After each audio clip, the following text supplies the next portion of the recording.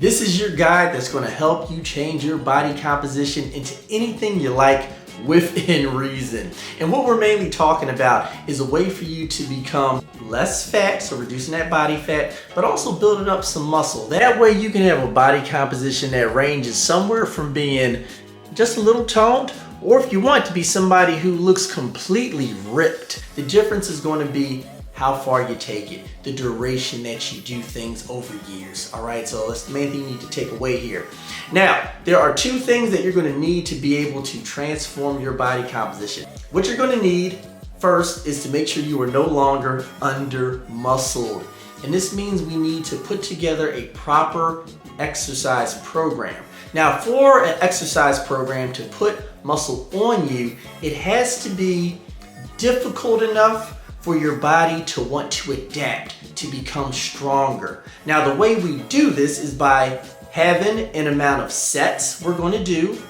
We're also going to choose a number of reps we're going to do. You want to make sure you have structure, or you're going to be leaving things up to chance. So what I recommend you do, and this will be true for all your body parts, whether it's your lower body or your upper body, is that you decide on a set of reps and an amount of sets you are going to get better at. And when I say better, I mean stronger at. Now, there is a rep range that I'm going to set for you that you want to make sure you're within. You don't want to go lower than 5 reps, and you don't want to go higher than 30. It's within that range that you are going to be able to stimulate the most muscle growth, which, remember, is what you need, whether you're getting toned or if you're trying to get jacked. You need the same thing. Now, what's going to be important is that you are using progressive overload. That getting better that I was talking about. Getting better means you are getting stronger. A lot of you are going into the gym and you are using the same amount of resistance for months and wondering why your body's not changing. That's because you're not giving it a reason to change. It needs that stimulus. So, if you're not seeing any change, you should be increasing the weight. And you want to keep on doing that until you can no longer do all of your sets with the weight you've increased it to. So once that happens, then you stay at the same weight until you are eventually strong enough to do all your sets and reps. So for example, let's say you were doing 3 sets of 10 on the squat, and you did it with 50 pounds, you worked your way all the way up to 70 pounds, then you found you can no longer do 3 sets of 10.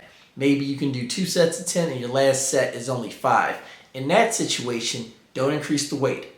One thing you can do is keep it the same until you can eventually increase your reps. Now, there's other things that we can do to help get past the plateau, many things I do with my clients, but that's really beyond the scope of what we're going to be talking about in this video. Now, the other part of this is going to come down to your nutrition, because exercise alone is not going to help you build muscle. Exercise breaks you down. It actually does not build you up and make you better. That's going to come from recovery, which is part sleep and part food. And when it comes to food, you need to have your protein right. So you want to get at least 1 gram of protein per pound of body weight. This is something I recommend for most people. And you want to have at least 3 servings of protein spread throughout the day. And you do not want to have less than 20 grams of protein in each of those 3 meals. Now, you can do more meals. 4 meals is in fact better than 3 because that gives you more protein synthesis. And then 5 meals, they're a little better than that. So, you can be somewhere within as low as 3 to maybe as much as 6 meals to spread your protein out evenly. So next we're going to be talking about becoming less fat, because we need to do that to really help get that toned look, to change that body composition, or even to get ripped if that's what you want.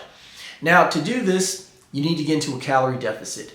This is something you cannot avoid unless you're going to get surgery. Now, a calorie deficit is simply consuming less energy than your body is burning. That's all it is. And there's 2 main ways we can do this.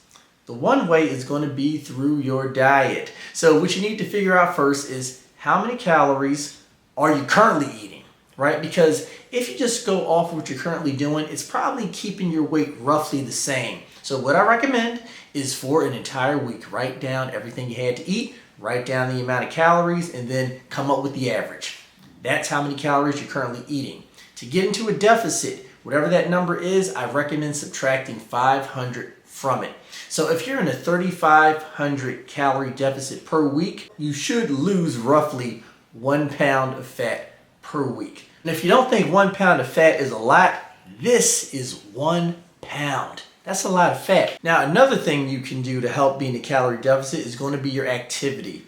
An easy way to make sure you are moving enough is to simply track your steps. So for a week, take the average of however many steps you are walking.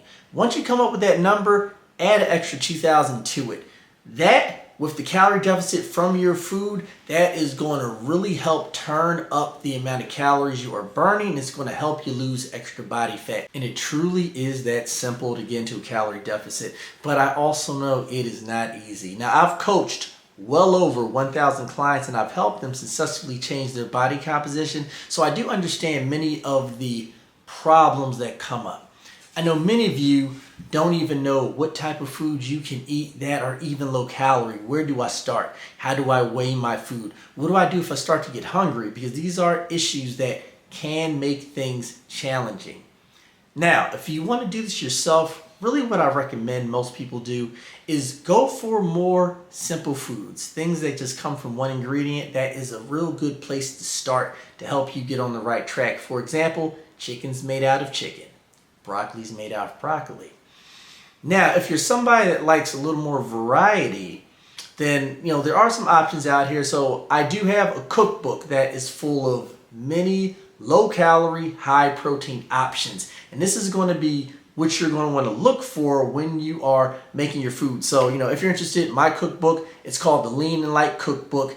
This has over 50 delicious, low-calorie, high-protein choices. I also have a vegan cookbook called Vegelution. This has over 30 vegan recipes that are also high protein and low calorie. If you don't want to have to go through all the guesswork and be able to lose the extra body fat eating, I recommend both of these cookbooks. It works wonders. All you need to do to have these cookbooks work for you is just swap out a couple of the meals that you're already eating with some of the recipes in my cookbook. For example, maybe you're making your own pancakes that doesn't have enough protein. Swap it out with one of my delicious pancake options. You'll hit your protein target and it's going to be low calorie. It's that simple. Because something that I do for my clients that helps them to be successful is that I make sure that they have recipes that are both delicious but also filling. This way they can stay in a calorie deficit long term, which is going to be key for success. So now we have the nutrition plan put together, whether you chose your own foods or if you got something from my cookbook. So as far as what you need to do now to make sure you lose fat, stay on the path. And when you hit plateaus, what I recommend is don't panic, because it's very possible that you can be losing body fat but not losing scale weight because of things like water fluctuation. So once you've determined that you truly are at a plateau, then it's as simple as either reducing your calories a little bit more or increasing your activity. Continue that process and you will lose that body fat. Now there's a third thing we need to talk about, and this is your recovery. All right, so we talked a little bit about how food plays a role, but sleep is also crucial. Sleep is crucial for both fat loss and building muscle. You want to be getting at minimum 7 hours of sleep per night. If you are getting less than that, let's say you're getting 5 hours of sleep and you want to change your body composition, you can lose weight, but you're also going to be losing muscle. And if you're losing muscle, what that means is you will become lighter, but you will also become fatter. You don't want that to happen, so make sure you're getting sleep. And if you're somebody who, let's say, is in a building phase and you're trying to build up muscle, your muscle building is going to be extremely poor if you are not getting sleep. Now, along with this, you also want to make sure you are taking care of your overall health, all right? Because if you're not healthy, you're going to have a hard time being able to exercise productively and recover from it. So make sure that with your nutrition, you are getting a nice variety of fruits and vegetables in there. That way you're getting all those nutrients. That's going to be very important here. And another thing that's going to be key for your health is more intense cardio. So I talked a little bit about walking to help bring down your body fat, but you also want to make sure you have strong cardiovascular health. This is going to be good because this will allow you to have better endurance to make it through those strength workouts, not to mention it'll lower blood pressure and just make so many different systems in your body better. So what I recommend most people do when it comes to cardio that makes you healthier is you want to aim for getting 150 minutes of moderate cardio per week.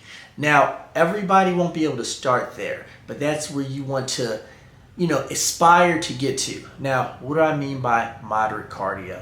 Moderate cardio is going at a pace that if I was having a conversation, so if I was coaching you right by the treadmill and we were talking, you would be able to talk, but it would be challenging.